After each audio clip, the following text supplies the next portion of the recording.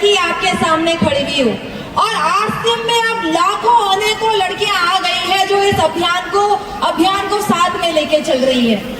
और कहीं ना कहीं हमारे मन में ये भी धारणा है कि आरसीएम लड़कियां नहीं करती है, आरसीएम तो लड़कों का व्यापार है, लड़कों का अभियान है। सोचते हैं कि नहीं सोचते, कुछ लोग अभी तक ऐसा सोचते हैं। और आज इस धारणा को तोड़ने के लिए मैं बुलाना चाहती हूँ एक ऐसी महिला को जिसने हर वो बैरियर तोड़े। She is bold, she is confident और आज अपना खुद का नेटवर्क बिल्ड करने के ऊपर काम कर रही है। मैं आप सभी लोगों के बीच में इनवाइट करना चाहती हूँ मिस अर्चना शर्मा। मैं अर्चना शर्मा गया बिहार से बिलोंग करती हूँ। मेरी उम्र 29 साल है। मैं आरसीएम सिस्टम में काम करने से पहले एक टीचर रह चुकी हूँ। 10, 12 और ग्रेजुएशन की स्टूडेंट्स को केमिस्ट्री पेपर पढ़ाने का काम करती थी। क्योंकि मेरा एमएससी केमिस्ट्री ऑनर्स रहा है। मेरा बचपन बहुत ही तकलीफों में बीता है। आप इससे अंदाजा लगा सकते हैं कि कितनी तकलीफ में मेरा बचपन बीता है। मैंने क्लास 10 तक, क्योंकि क्लास 10 के बाद ही मैंने पढ़ाना शुरू किया पार्ट टाइम में, और क्लास 10 तक मैंने जो भी कपड़े पहने सेकेंड हैंड पहने, यानी किसी और के पहने हुए ही कपड़े पहने। मैंने जो किताबें पढ़ी किसी और की पढ़ी हुई पुरानी किताबों से पढ़ा। मैंने जो नोट्स कॉपी लिखे वो ऑलरेडी किसी और की लिखी हुई कॉपियां जो आधी खाली होती थी उस पर मैंने पढ़ाई की। मेरे पापा ने फाइनेंशियली कंडीशन हमारा खराब होने के कारण जब मैं क्लास 9th में थी उसी समय मेरे पापा ने मेरी शादी कर दी। पर मैंने जिंदगी से कभी हार नहीं माना। पढ़ना मेरा ड्रीम था और लोग जहाँ शादी के बाद अपनी जिंदगी खत्म कर देते हैं, मैंने शादी के बाद अपनी जिंदगी शुरू की। मैंने शादी के बाद मैट्रिक किया, शादी के बाद ग्रेजुएशन किया, शादी के बाद एमएससी की और अभी ड्रीम है कि मैं पीएचडी करके अर्चना से डॉक्टर अर्चना शर्मा हूँ और मैं अपने इस ड्रीम को पूरा करूंगी। जब मैं एमएससी की फाइनल सेमेस्टर में थी, जस्ट एग्जाम दी ही थी, उसी समय हमारे केमिस्ट्री डिपार्टमेंट के लाइब्रेरियन के द्वारा इस आरसीएम अभियान के एक सेमिनार में जाने का मौका मिला।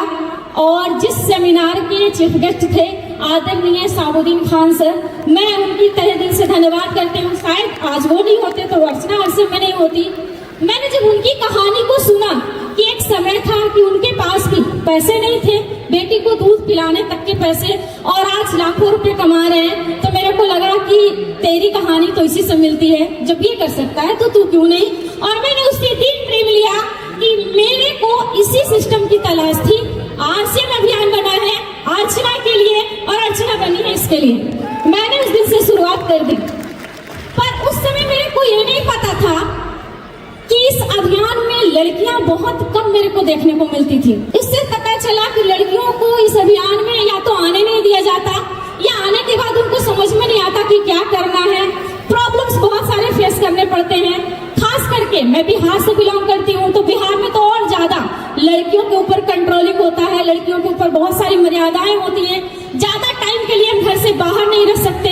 मेरे साथ तो और चैलेंज था, मेरे घर में मेरी माँ नहीं है, तो मेरा एक छोटा बच्चा है 8 साल का, उसके घर को और परिवार को देखते के साथ मेरे को सिस्टम को करना था। मैं सेमिनारों में कंटिन्यू जाना शुरू की और लीडरों के द्वारा मेरे को जानने को मिला कि आरसीएम करने के लिए जो जो चीजें चाहिए, जो जो गुण आपके अंदर चाहिए, वो एक पुरुष को सीखने की जरूरत है और एक महिला के अंदर तो ऑलरेडी होता ही होता है। जैसे एक लीडर को विजनरी होना चाहिए। एक माँ से ज्यादा विजनरी कोई हो नहीं सकता। जब हमारा बच्चा गर्भ में होता है तभी वो कैसे बड़ा होगा, कैसे शादी होगी, कैसे क्या नौकरी करेगा, कैसे हमें पालेगा, हम ये सारी चीजें ड्रीम कर लेते हैं, विजुअलाइज कर लेते हैं। एक लीडर को मैनेजमेंट करने का बेहतरीन तरीका होना चाहिए। अलग अलग टीम में लोग आते हैं, अलग अलग तरीके के आते हैं, अलग अलग माइंडसेट के आते हैं और उनको ले करके साथ में चलना होता है। हम लड़कियों को तो ये बचपन से ही सिखाया जाता है कि अपने घर से निकल के दूसरे घर में जाना है। अलग अलग माइंडसेट के लोग होंगे, हस्बैंड है, पति है, किसी को कुछ पसंद, किसी को कुछ पसंद, और आपको सबको मेल जोल करके चलना है। ये तो हमें बचपन से ही सिखाया जाता है। ये कारण है जिसके कारण लड़कियां इसको बेहद आसानी तरीके से कर सकती है। कारण ऐसे बहुत सारे हैं, पर मैं एक चीज बताती हूँ जो सबसे ज्यादा लड़कियों को, महिलाओं को इस बिजनेस को करने में रोकता है। अलग अलग पुरुष वर्ग साथी के साथ हमें काम करना होता है। ये बहुत बड़ा चैलेंज होता है और मैं अपने आज तक के इतने वर्षों के अनुभव से आपको ये विश्वास दिलाती हूँ कि शायद एक महिला इतनी सुरक्षित मंदिर और मस्जिद में भी नहीं रह सकती जितना वो आरसीएम के लीडरों के बीच में रहती है। मैंने इस चीज को महसूस किया और यही वो सबसे बड़ी बात है जिसने मेरे को कन्विंस किया। शायद एक पिता अपने बच्चे के बारे में उतना नहीं सोच सकते जितनी एक माँ फिक्र करती है। और एक माँ को यह व्यापार मिल जाए कि मरने के बाद भी अपने बच्चों की सुख सुविधा को दे के जाए, तो मुझे लगता है कि औरत जी जान लगा दे इसको करने। थैंक यू जय।